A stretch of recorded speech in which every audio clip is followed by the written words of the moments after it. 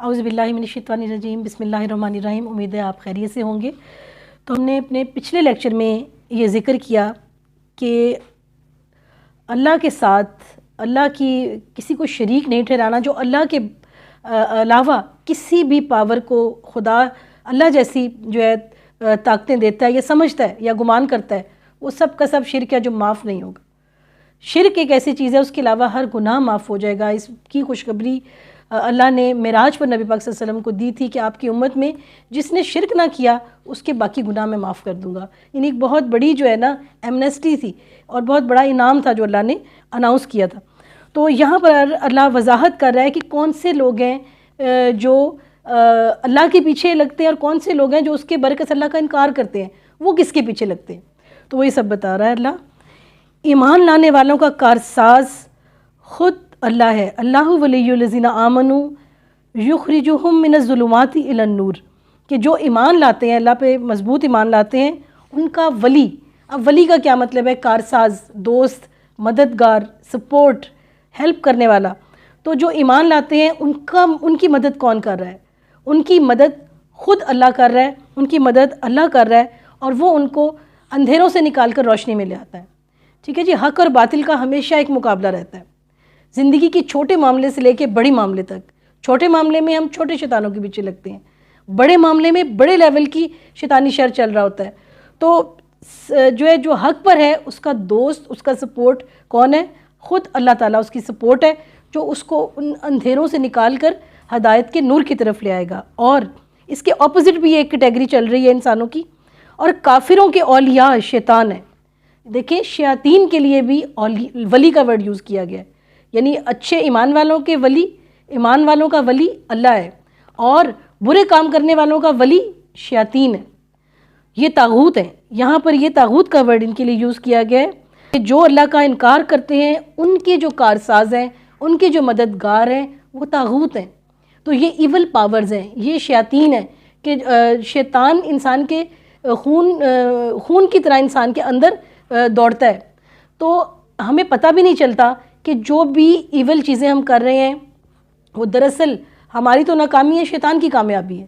تو جو لوگ آپ اس کے لیے بہکا رہے ہیں، گمراہ کر رہے ہیں، وہ یقیناً شیطان کے جو ہے نا وہ دوست ہیں، اور شیطان ان کا ولی ہے، اور وہ شیطان کے ولی بن کر آگے برائیاں پھیلا رہے ہیں، اور ایول جو کام کر رہے ہیں ان کے ولی، ان کے اولیاء شیاطین ہیں، وہ انہیں روشنی سے نکال کر اندھیروں کی طرف لے جاتے ہیں۔ یہ لوگ جہنمی ہیں جو ہمیشہ اس میں پڑے رہیں گے۔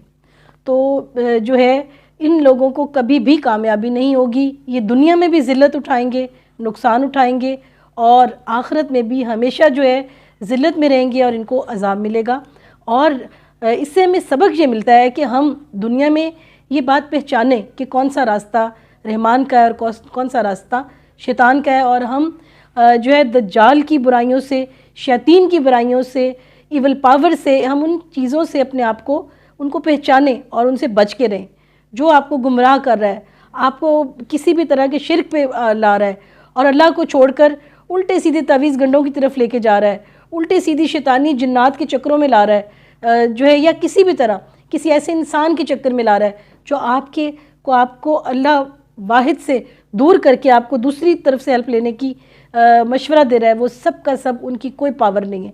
خدا اگر آپ کے ساتھ ہے تو کوئی بھی نقصان نہیں ہو سکتا، اور اگر رب العالمین اللہ تعالیٰ آپ کے ساتھ نہیں ہے تو کون آپ کو نقصان سے بچا سکتا ہے؟ اس کی پھر کوئی گارنٹی نہیں ہے۔ آیت نمبر 258، کیا تو نے اسے نہیں دیکھا جو سلطنت پا کر ابراہیم علیہ السلام سے اس کے رب کے بارے میں جھگڑ رہا تھا؟ جب ابراہیم علیہ السلام نے کہا کہ میرا رب تو وہ ہے جو جلاتا ہے اور مارتا ہے، وہ کہنے لگا میں بھی جلاتا اور مارتا ہوں۔ ابراہیم علیہ السلام نے کہا اللہ تعالیٰ سورج کو مشرق کی طرف سے لے آتا ہے، تو اسے مغرب کی جانب سے لے آ۔ اب تو وہ کافر بھونچا رہ گیا، اور اللہ تعالیٰ ظالموں کو ہدایت نہیں دیتا۔ یہاں پر پھر مثال دی گئی ہے کہ وہ ان لوگوں کی جو طاغوت کے پیچھے لگتے ہیں، جو سرکش پاورز کے پیچھے لگتے ہیں، جو خدا کے مقابلے میں اور معبودوں کے پیچھے لگتے ہیں۔